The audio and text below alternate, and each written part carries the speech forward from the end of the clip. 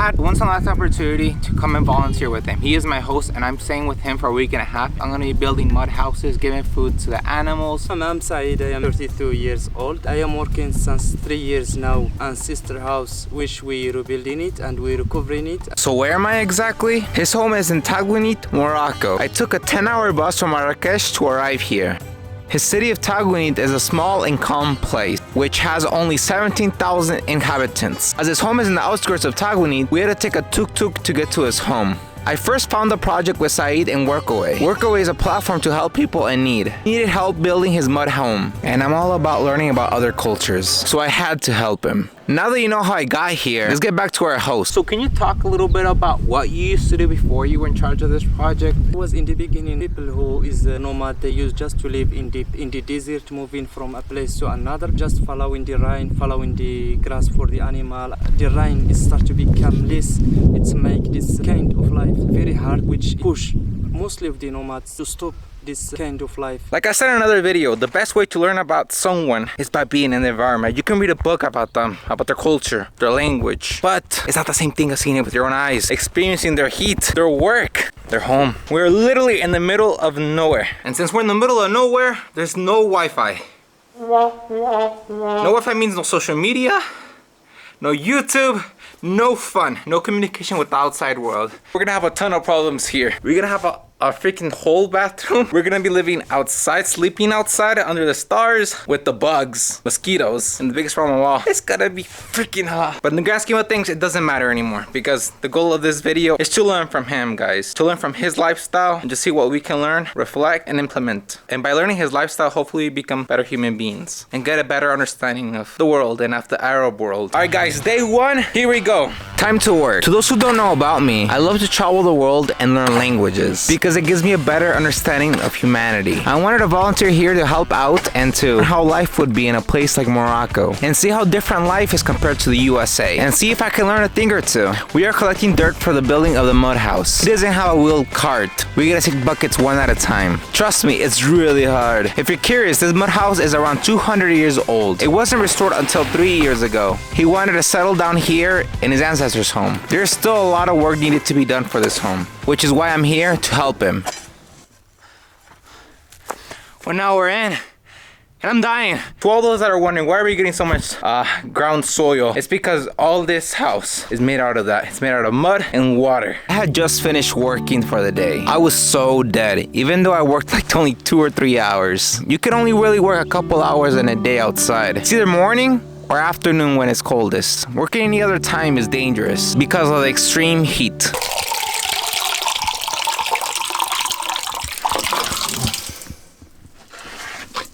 So basically this water would go on my head. This is what a bucket shower is. After one finishes showering, we recycle that water. That water is then used to water the plants. Here water is very scarce, which means no drop of water is wasted. My shower water becomes the plant's food.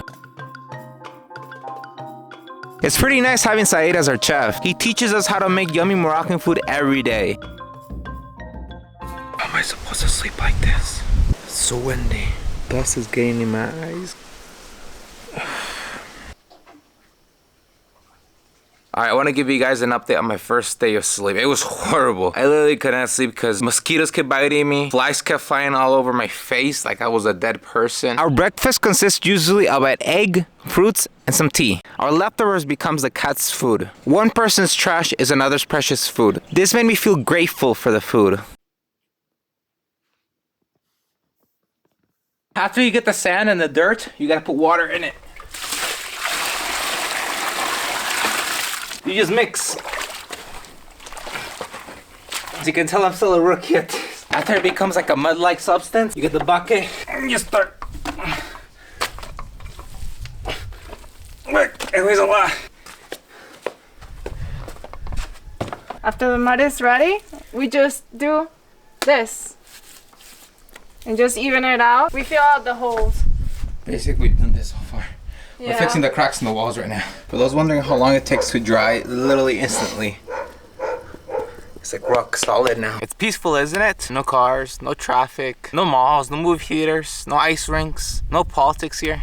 It's very peaceful and calm. Sometimes nice to leave all that behind and just be here for a while. Live in nature. Saeed's life is completely different from mine, but that doesn't mean his life is any worse than mine. His life is peaceful, it's happy. He generally looks happy doing what he does.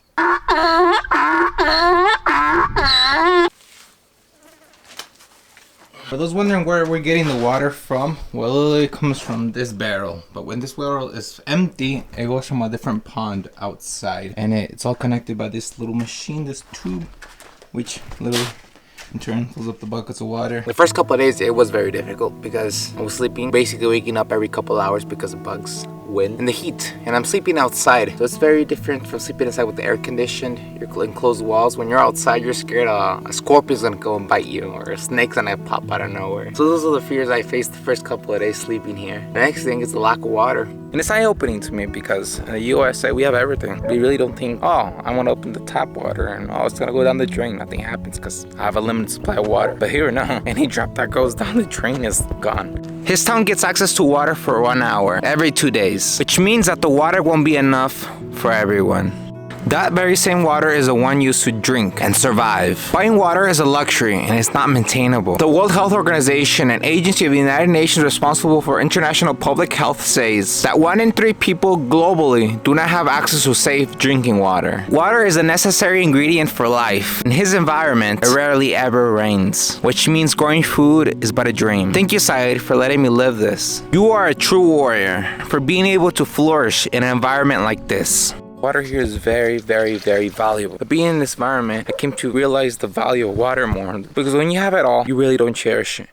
So you see, this literally has been my hideout for the past couple of days. Why? The reason I go here is basically it's surrounded by palm trees, which makes the environment a bit more cool. So what do I do when I'm not working? Well, I try to have conversations with our host, what he's doing now, his visions, his dreams for this place. Here in this space, next to this palm tree, as you see here, it will be a space for a guest house. In this place, I'm trying to make a well. I'm trying to make some panel solar, since we have a lot of sun every day, and it can help to make free energy for all the community. I am trying also to make organic food like fruit and vegetable in this area from this house of the neighbors. Beside it, I am trying to make a women's space where they can come and learn from each other. They can make some handwork, and at the same time they can be more independent to themselves, and they can make some income to help them family, to make them situation a bit better than how they are now. In a part of it, I would like to make a school for children where I can teach them some stuff. Day 7 and today I'm washing clothes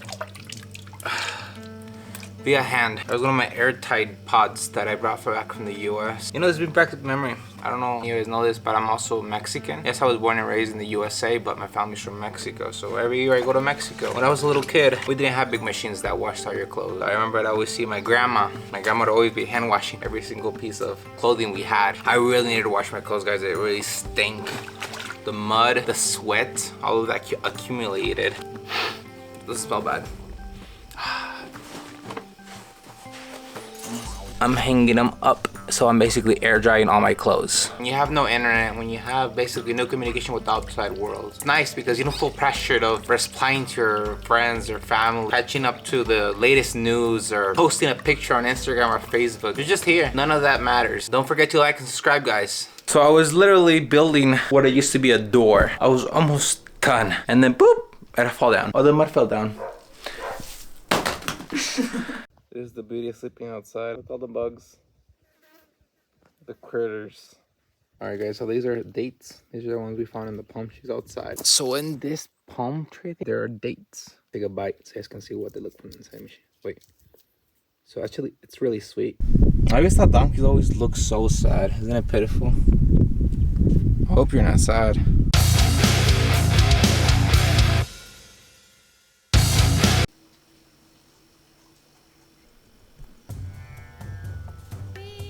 Finally, end of the journey here. It has been a surreal experience. I've been here for a week and a half. I'm not gonna lie, this experience has been one of the hardest I've ever done. I will say this experience has taught me so many valuable lessons, and overall, it made me a better human being. One of the reasons I like to travel is because it gives me a better understanding of the world.